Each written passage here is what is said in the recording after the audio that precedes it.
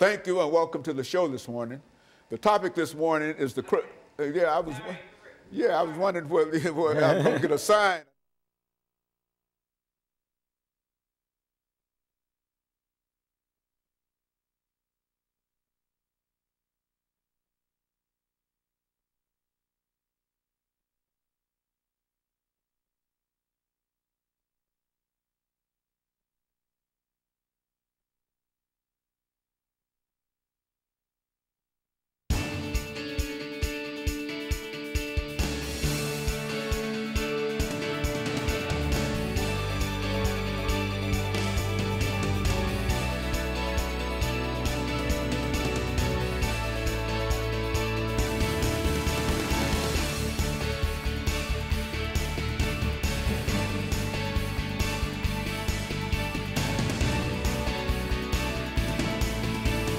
Thank you and welcome to the show this morning.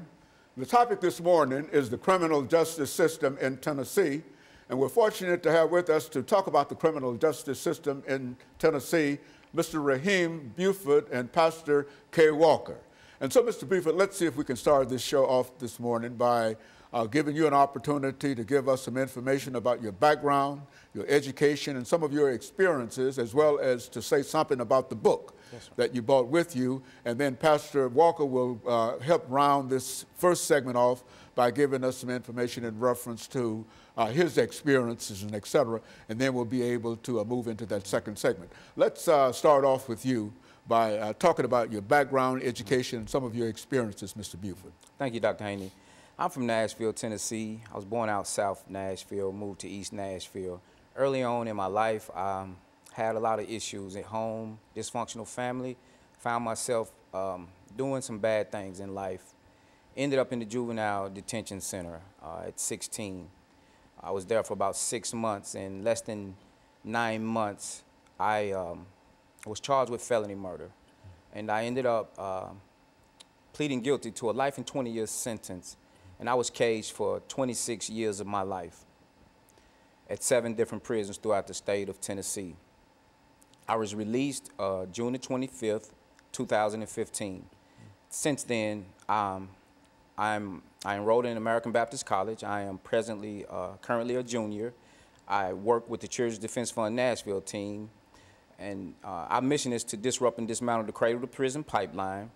I founded the Unheard Voices Outreach. Our organization is specifically designed to empower formerly incarcerated persons.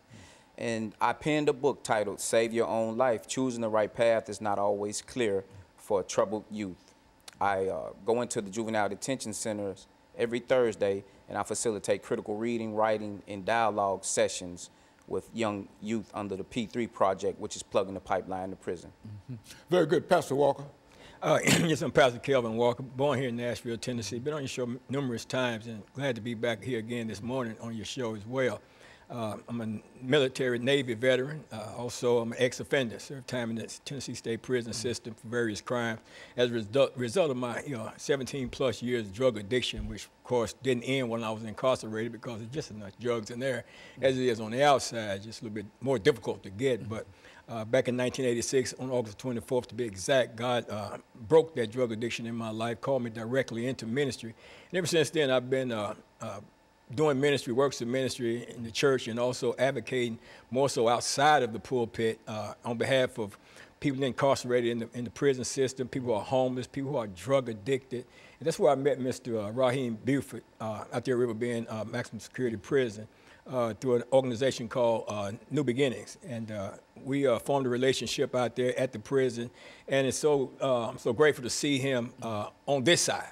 Because, you know, I've always talked about Dr. Haney throughout the years of coming on your program about that signal that's beamed from the courtroom through the judicial process all the way to the gates of the prison system. Then when we get there, we drop them off and fail to realize that there is a positive side of incarceration. So we're here with Mr. Buford to actually highlight and show that positive side of incarceration. A very articulate gentleman, very smart, very knowledgeable of what's going on. And he's got out, formed an organization called Unheard Voices. And that's what we want to talk about, you know, because we're talking about helping and empowering ex-offenders once they get out, because there's such a shortage of programs and opportunities for us as ex-offenders when we're out. You know, when you think about it, man, my last conviction was back in the mid-'80s, early '80s, '83 was to be exact, and I can go apply for a job right now today, and my record can prohibit me from getting that job. And, you know, that's sad. You know, when do we stop serving these life sentences? You know, you get 1129, you know, I had one, but it was just part of my sentences. But you can get 1129 today and be branded as a life offender, because for the rest of your life, that felony conviction will follow you. And it's organizations like his that's designed to help empower people, to help them overcome many of the obstacles out there. And I'm anxious to hear him talk more and more about it during your show today. As a matter of fact, Mr. Buford, let's, over the next, well, it's almost, this segment has almost ended. But when we come back, what we want you to do is to start us off by giving us some information in reference to your book, because I think we showcased it once here, but give us some information about the book and some of the things in reference to your organization, so that we might use you as an example this morning of what can be done, because I think that many people are aware of some of the problems that we have with our young people, and I think that you've already indicated that you were one of those problem children at one time, and so something that you might be able to say when we come back for the second segment that will turn some of these young men and young women around, and so that's what we'll do. And so we're going to take our first commercial break, and we'll be back with our audience following this very, very short commercial break.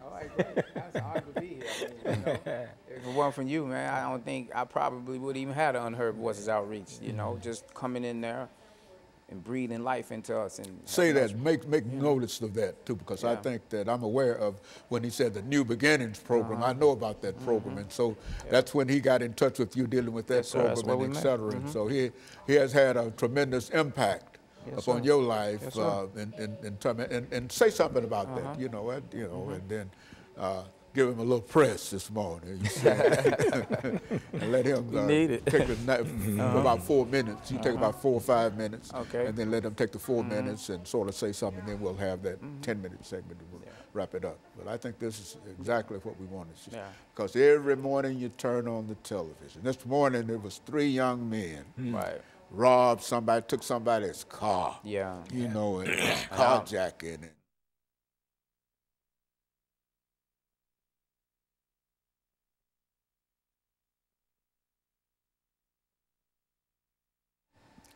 Thank you and welcome back to the second segment of the show for today. We're talking to Mr. Buford and Pastor Walker in reference to the criminal justice system in Tennessee. Mr. Buford, let's see if we can start off this segment by having you to say something about your book, and then something about the organization in which you are a part of, and then I think you'll have an opportunity to make some statements in reference to those young men that we were talking about. Yes, sir. Okay, thank you again, Dr. Haney. But first, before I speak on the book, I just want to speak about, it's important to pay homage to those who go into the prisons, like my brother here, Pastor Walker, because had it not been for him, I don't think I have an Unheard Voices outreach, because it was through him that our voices came out into this world. And I don't think we give enough credit to individuals who go in and out of the prisons. Those are some of the unsung heroes, and I just think that we need to recognize them more. But as it relates to my book, Save Your Own Life, Choosing the Right Path is Not Always Clear. It's on Amazon. I penned this book specifically for at-risk youth, because what I've learned is the cradle to prison pipeline begins in school with the literacy scores. And they know by 3rd grade, if you can't read, there's a likelihood that you're going to end up in prison. So with that in mind, as I was writing the book in prison, it's a compilation of short poems and short prose, and it's interactive. And it's more about asking the question, who am I? Because these young kids who are out in this world messing up do not have a clue as to their identities, because they are following the wrong people, whether it be gangs, whether it be older people in their lives. They're acting out in ways that they really don't understand, and their behavior is saying something that they do not have the intellect or the vocabulary to express intelligently. So as it relates to my organization, Unheard Voices Outreach, half of the board are formerly incarcerated persons who have excelled without going through programs. One of our members is an attorney here in Nashville. One of our members is an entrepreneur.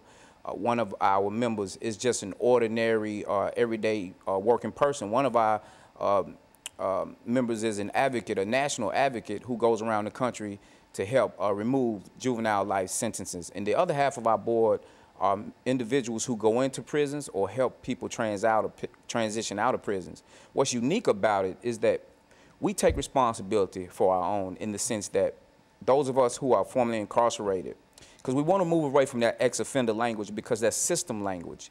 It dehumanizes.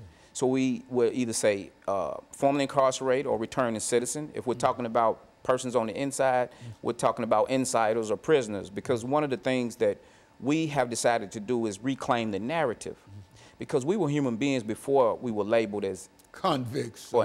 Yes, sir. And so if we allow that language to be how we identify ourselves, it's no wonder that 75% of individuals who go into the prison system throughout the United States of America will return in 5 years.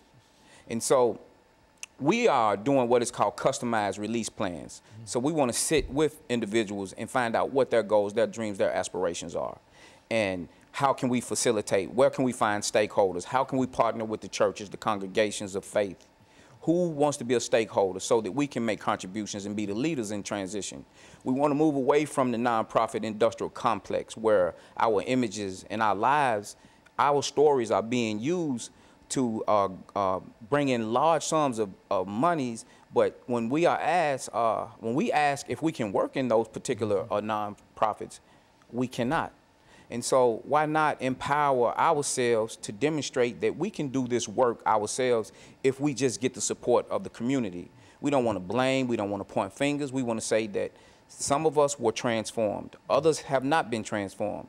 But if you give us an opportunity to go back into the prisons like Pastor Walker, create some programs that we know will work because we know what happened for us, I guarantee you that this system can be changed overnight, but they have to give us an opportunity. And as it relates to the young men who are constantly out there committing these violent acts, we have to deal with the root of the problem. A lot of this violence starts in the home. We live in a nation of violence. We can't ignore that fact that it's even in the national anthem, but it doesn't excuse the behavior. So what people like myself have to do, and others, we have to go in and get in proximity with these young men and listen to what they're going through. And when you find out some of the abuses that these young men have suffered, you'll probably understand why. It doesn't excuse it, but our approach to justice cannot be retributive justice. It has to be restorative justice or transformative justice. And this asks the question, who was harmed? How do we approach healing? And this begins with those who have survived crimes. We move away from victimization and get into those who survive. We move away from offender and we use language like those who caused injuries.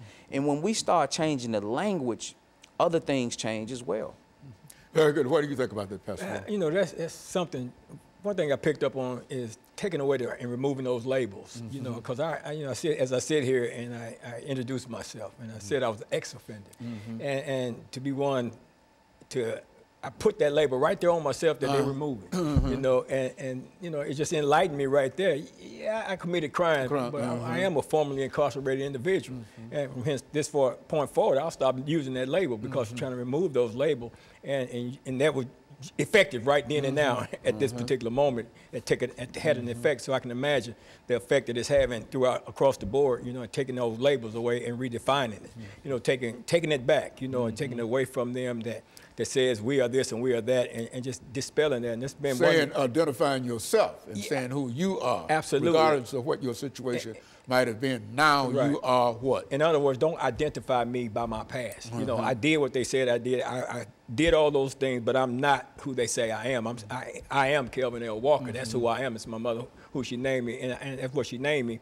And I have character traits and things like that that are of higher standard than they were when I was out there in the streets doing what I was doing. And another thing he said talked about the way they look at the third graders in their reading and to determine who's going to be incarcerated. You know, and they take those figures. Right now, I presently got a third grade grandson in Indiana that each and every day over the phone, he reads to me for 20 minutes every day, because they've done a study that children that read for 20 minutes every day, they will become proficient in reading. And they got these tests that they have to pass, you know, in order for them to move on to the next grade. So we're making a determined effort to make sure that he's a proficient reader, because as a child, one of the things that I was a proficient reader. Man, I love to read, and I thank God now for my second grade teacher, Mrs. Hale, that encouraged my family to get me all these books and stuff, because she noticed that this child likes to read. And as a result of that, man, I've got a library at home, and I read, you know, I read studiously and consistently. I don't just read to say I read a book, I read to get the knowledge from the book. So, very good. sure. So what we'll do, Pastor, we'll take this second commercial break, and then we'll come back and give the two of you an opportunity to round us out for the morning. We'll be back with our audience following this very, very short commercial break.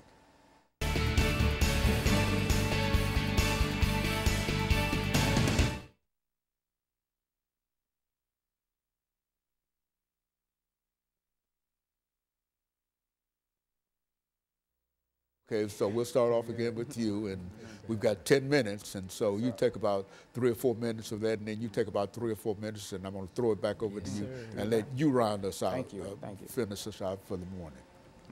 Yeah, this is excellent information. Yeah, I mean, every morning we turn on the television, you know, just so senseless, you know, going to Planet Hollywood, no, is it Planet Fitness? Yeah, Planet Fitness, and knocking out the windows on cars, and young people. Yeah. Young people. And then and they never get away with it, you know. It'd be different. Oh, man. Yeah.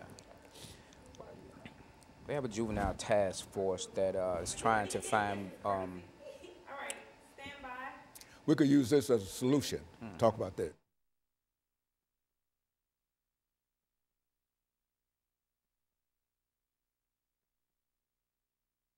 Thank you, and welcome back to the final segment of the show for today. We're talking to Mr. Buford and Pastor Walker in reference to the criminal justice system in Tennessee.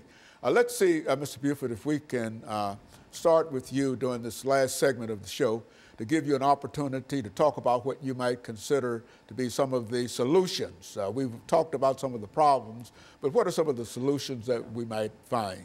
Well, on the front end, we have to start investing more in education, because as it stands, we only invest like maybe $10,000 per student, but we spend roughly $30,000 a year to incarcerate one individual.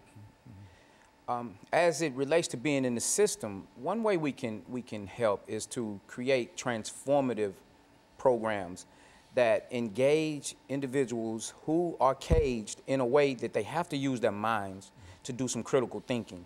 Because as it stands, these rehabilitation programs are memory-oriented or behavior-oriented. You can act it out, but that never transforms you from the inside out. We also have to become stakeholders in outcomes at parole hearings. As it stands, the state of Tennessee has about 18,000 parole hearings a year, and less than 5,000 people are released from prison. You have individuals sitting on parole boards making $5,000 a month that do not even live in our communities. And so when people go up for parole, they should be evaluated for their suitability for release. But what we have is they are retried.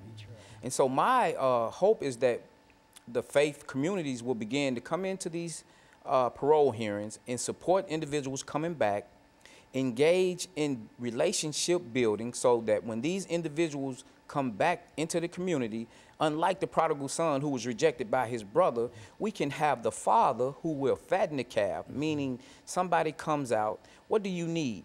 How can we help you provide for yourself? What are your goals, your aspirations? Not a handout, but a hand up. One other thing we can do is that help us move toward entrepreneurship.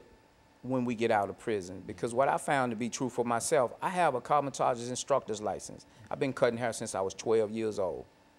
I do it on the side now because this work that I'm doing now, I feel is much more important, that I talk about the realities that human beings are facing within this criminal injustice system. And last, as I want to say about this, I want to thank everyone who goes into a prison. Because when you can go into a prison and sit with someone who has been condemned, you humanize that person.